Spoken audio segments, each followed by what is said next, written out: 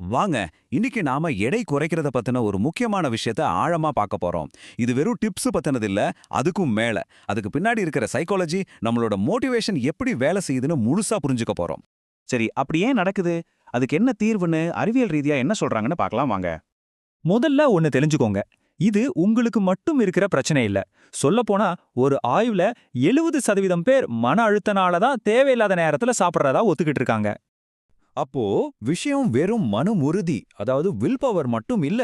உங்களை எது மோட்டிவேட் பண்ணுது, அந்த மோட்டிவேஷனோட வகை என்னன்னு புரிஞ்சுக்கிறது தான் முதல் படி. அதுல இருந்து தான் ஆரம்பிக்கணும். இத நாம புரிஞ்சுக்க ஒரு பவர்ஃபுல்லான சைக்காலஜி தியரி இருக்கு. அது பேரு தான் செல்ஃப் டிட்டர்மினேஷன் தியரி. சில மோட்டிவேஷன் மட்டும் ஏன் ரொம்ப நாளைக்கு நிலைச்சு நிக்குதுன்னு இது ரொம்ப தெளிவா விளக்குது.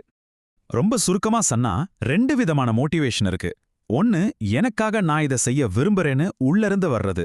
இன்னொன்னு, நான் இதை செஞ்சே ஆகணும்னு ஒரு கட்டாயத்தினாலேயோ இல்ல மத்தவங்களுக்காகவோ பண்றது. இந்த படத்தை பாருங்களேன். நீங்க விரும்பி ஒரு விஷயத்த செய்யறப்போ செல்ஃப் கண்ட்ரோல் உங்களுக்கு ரொம்ப ஈஸியா இயல்பா வருது. ஆனா அதே விஷயத்த ஒரு கட்டாயத்துல செய்யறப்போ அதுவே ஒரு பெரிய போராட்டமா மாறிடுது. இதுல இருந்தே தெரியுதுல்ல எது நீண்டகால வெற்றிக்கு வழிவகுக்கும்னு. சரி, இந்த மோட்டிவேஷனை எப்படி நம்ம தினசரி பழக்கமா ஒரு செயலா மாத்துறது, அத பத்தி இப்ப பார்க்கலாம். இப்போ ஒரு ஆச்சரியமான விஷயத்துக்கு வருவோம். பொதுவா நாம என்ன நினைப்போம்? டயட்ல பலவிதமான சாப்பாடு சாப்பிடுறது தான் நல்லதுன்னு. ஆனா ஒரு புது ஆராய்ச்சி அது உண்மையா இருக்க வேண்டிய அவசியம் இல்லைன்னு சொல்லுது. இந்த சார்ட்டை பாருங்க. 12 வாரத்துல ஒரே மாதிரி சாப்பாட்டை திரும்ப திரும்ப சாப்பிட்டவங்க விதவிதமா சாப்பிட்டவங்களை விட அதிகமா எடை குறைச்சிருக்காங்க. ஏன் தெரியுமா? சிம்பிள். இன்னைக்கு என்ன சாப்பிடலான்னு தினமும் மண்டே போட்டு குழப்பிக்கிற அந்த முடிவெடுக்கும் சோர்வு கம்மியாகிறது தான் காரணம். இந்த ஐடியாவை வச்சு நம்ம வாழ்க்கையில 4 முக்கியமான அறிவியல் பூர்வமா நிரூபிக்கப்பட்ட பழக்கங்களை கொண்டு வரலாம்.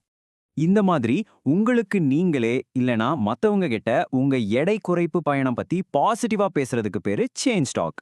இப்படி நீங்க பேசும்போது உங்க திட்டத்தை நீங்க ஃபாலோ பண்றதுக்கான வாய்ப்பு ரொம்பவே அதிகமாகுதான்.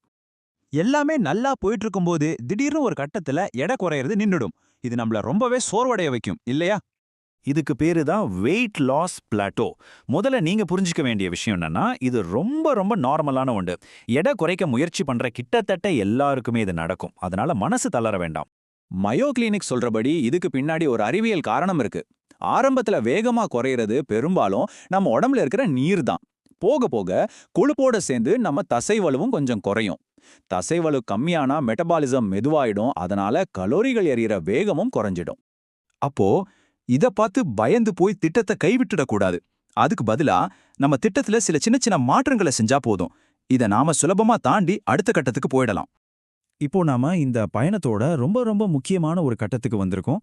அது நம்ம மனசோட நாம நடத்துற போராட்டம் தான். உளவியல் ஆராய்ச்சி என்ன சொல்லுதுன்னா, பெரும்பாலும் நமக்கு வர்ற நம்மள நாமே தாழ்த்திக்கிற எண்ணங்கள் தான் பெரிய தடைக்கல்லா இருக்கு. ஒரு பொதுவான தவறான நம்பிக்கை என்னன்னா, எல்லாத்தையும் 100க்கு 100 சரியா செய்யணும்னு நினைக்கிறது.